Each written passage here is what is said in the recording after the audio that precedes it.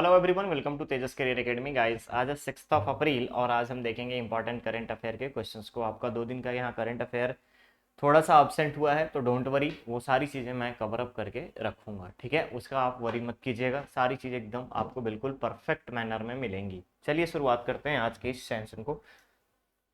पहला क्वेश्चन यहाँ पर रखा गया है, छत्तीसगढ़ सामाजिक आर्थिक सर्वेक्षण 2023 का शुभारंभ कब से किया गया। तो आपको पता होना चाहिए कि सामाजिक आर्थिक सर्वेक्षण का उद्देश्य क्या है। तो इसका मतलब क्या है, social and economic survey, social and economic survey. ठीक है, इकोनॉमिक सर्वे क्यों कर रहे हैं, तो ध्यान रखिएगा, जितने भी गवर्नमेंटल स्कीम हैं, गवर्नमेंट के जो स्कीम हैं, गवर्नमेंट स्कीम का किन लोगों को बेनिफिट मिला है और किन लोगों को इसका बेनिफिट नहीं मिला है, इसके बारे में यहाँ से पता चलेगा। ठीक है, साथ ही साथ यहाँ पे हितग्राहियों के बारे में पता चलेगा, हितग्राहियों को बारे में पता चलेगा और इन हितग्राहियों को सभी योजनाओं का लाभ कैसे देना है, इसके बारे में काम किया जाएगा, योजना का लाभ पहुंचाया जाएगा। ठीक है, तो याद रखिएगा, सोशल इकोनॉमिक सर्वे जो है गवर्नमेंट स्कीम को बेनिफिट पहुंचाने के लिए जितने भी हितग्राही हैं उनके तक ये सारी योजनाओं का लाभ मिल रहा है या नहीं, इसके लिए किया जा रहा है। क्लियर रहेगा, और इससे फायदा क्या होगा, सभी योजनाओं का लाभ मिलेगा हितग्राहियों की पहचान करके। ठीक है, क्लियर रहेगा। कब से शुरुआत हुआ, तो याद रखना है आपको, 1 अप्रैल से स्टार्ट हुआ है। कब तक चलेगा, 30 अप्रैल तक। ठीक है, 30 अप्रैल तक इसका शुभारंभ किया, इसका मतलब 1 अप्रैल से शुभारंभ किया गया, 30 तारीख तक चलेगा। ठीक है, इसका सर्वे का मीडियम क्या है, माध्यम क्या है, तो याद रखेंगे ये मोबाइल ऐप के माध्यम से, मोबाइल ऐप के माध्यम से सर्वे कंप्लीट कराया जाएगा। क्लियर है, तो करेक्ट ऑप्शन बन जाएगा यहाँ पर आपका ए, दैट इज 1 अप्रैल। आगे बढ़े नेक्स्ट क्वेश्चन पे। अगला क्वेश्चन है, राष्ट्रीय गुणवत्ता आश्वासन मानक प्रमाण पत्र हाल ही में कितने अस्पतालों को दिया गया। हाल ही का क्या मतलब है, रिसेंट डेटा के अकॉर्डिंग। ठीक है, ध्यान रखिएगा, रिसेंट डेटा के अकॉर्डिंग अगर हम बात करें, रिसेंट डेटा के अकॉर्डिंग, तो NQAS national quality assurance standard certification के बारे में बात की जा रही है। कितने कितने अस्पतालों को दिया गया, तो याद रखना है आपको यहाँ पर सरगुजा जिला, पहले चीज सरगुजा जिले का सीतापुर। ठीक है, Sitapur CHC community health centre. दूसरा याद रखना है महासमुंद जिले का Komakhan, Mahasamund Komakhan, Komakhan Komakhan community health centre. ठीक है, इसके बाद आपको याद रखना है गोपालपुर, गोपालपुर गोपालपुर कौन सा, कोरबा जिले का अर्बन पीएचसी। ठीक है, प्राइमरी हेल्थ सेंटर।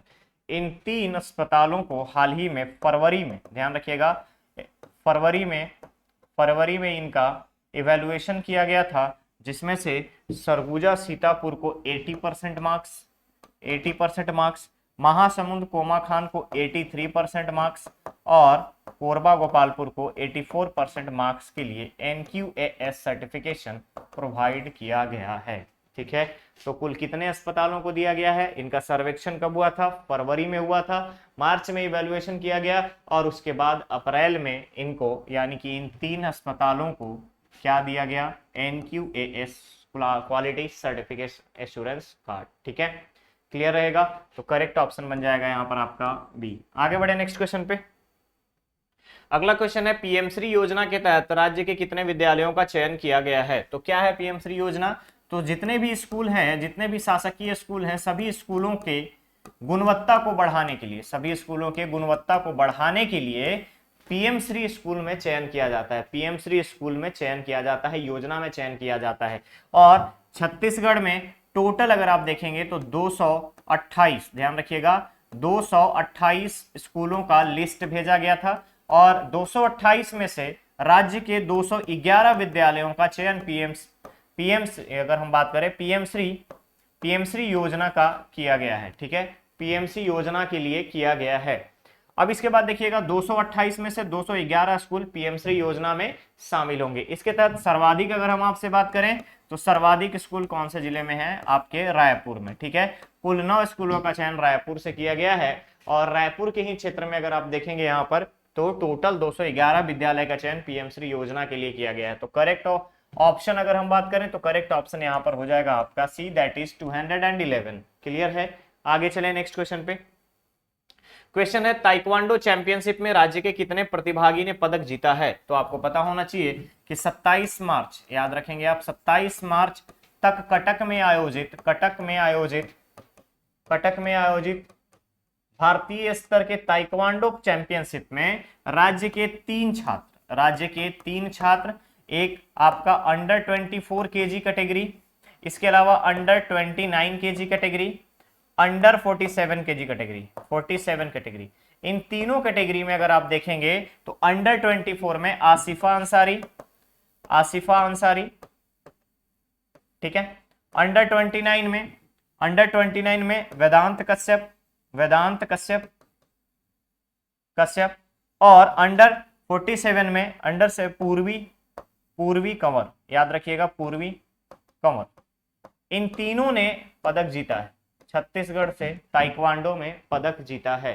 क्लियर रहेगा? अलग अलग कैटेगरी में सभी लोगों ने अलग अलग तरीके से परफॉर्म करते हुए कुल आपका यहाँ पर 3 प्रतिभागियों ने पदक जीता है। तो करेक्ट ऑप्शन क्या बन जाएगा? That is C. नेक्स्ट क्या है क्वेश्चन? हाल ही में राज्य के एडिशनल एडवोकेट जनरल के रूप में किसे नियुक्त किया गया है? तो अब बात आती है एडवोकेट जनरल का, ध्यान से समझिएगा। एडवोकेट जनरल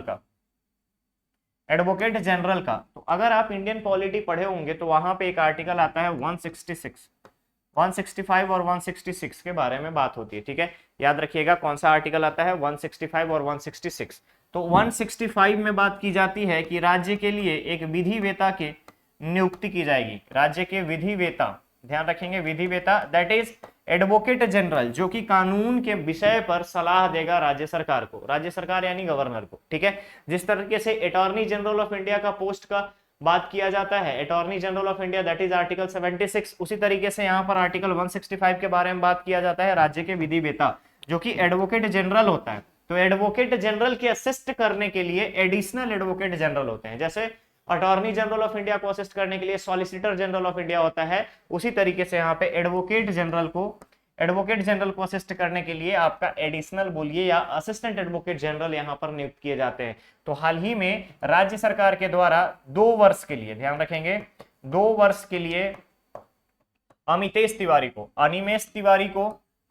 तिवारी को additional advocate general of state नियुक्त किया गया है। तो करेक्ट ऑप्शन यहाँ पर क्या बनेगा? ए, ठीक है। और छत्तीसगढ़ हाईकोर्ट के चीफ जस्टिस कौन बन गए हैं? रमेश कुमार सिन्हा जी।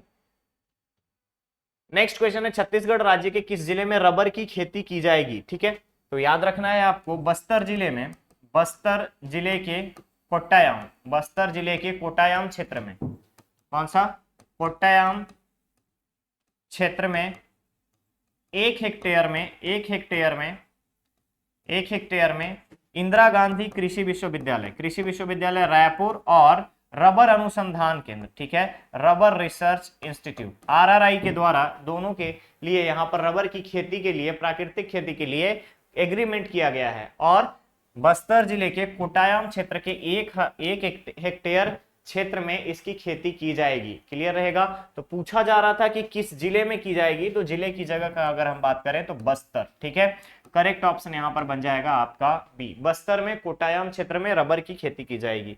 नेक्स्ट अगर हम देखें यहाँ पर राज्य सरकार द्वारा नाचा नृत्य के समितियों को कितने रुपए की प्रोत्साहन राशि दी जाएगी? तो आप सभी को पता होगा नाचा नृत्य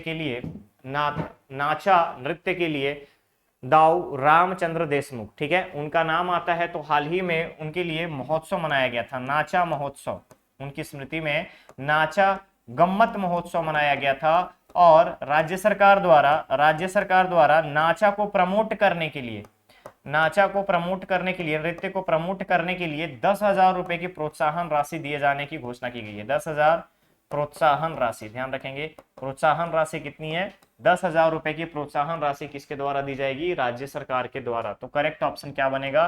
करेक्ट ऑप्शन बनेगा यहाँ पर आपका सी, ठीक है। आगे बढ़े, अगला क्वेश्चन है राज्य का पहला ग्राम पंचायत कौन सा है जहां एक ही दिन में सामाजिक आर्थिक सर्वे पूरा कर लिया गया है? तो ध्यान रखिएगा आप सभी को पता है कि 1 अप्रैल से सामाजिक और आर्थिक सर्वेक्षण शुरू किया गया छत्तीसगढ़ राज्य में मोबाइल ऐप के माध्यम से, और मोबाइल ऐप को लॉन्च किया गया था 25 मार्च को मुंगेली के, ध्यान रखेंगे 25 मार्च को मुंगेली के सारा गांव से, ठीक है, सारा गांव से मोबाइल ऐप के माध्यम से सामाजिक आर्थिक सर्वेक्षण शुरू किया गया और इसमें राजनांदगांव जिले का बमहनी, याद रखेंगे आप, बमहनी पंचायत में एक ही दिन में in single day, one day में ही आपका सामाजिक आर्थिक सर्वेक्षण पूरा किया गया है। अब बात आती है इस पंचायत में परिवार कितने हैं, तो याद रखना है आपको यहाँ पर थोड़ा सा बेसिक जो चीजें हैं, परिवार कितने हैं, तो 207 घरों की अगर हम बात करें, 207 घरों का सामाजिक आर्थिक